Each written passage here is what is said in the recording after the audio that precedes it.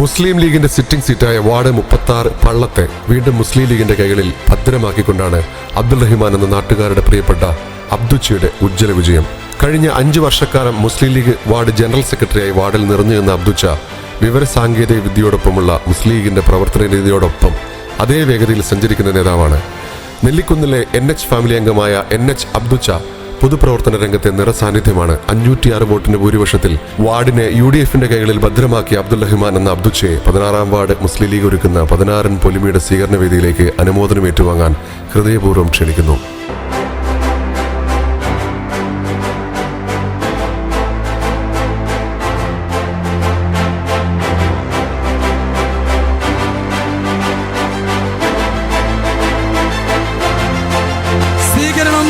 നൽകുന്നതിന് വേണ്ടി തെരഞ്ഞെടുപ്പ് കമ്മിറ്റി ട്രഷററും മുസ്ലിം ലീഗ് തുരുത്തി ശാഖ ട്രഷറുമായ അബ്ദുൾ റഹ്മാനെ ആദരവും ക്ഷണിക്കുന്നു.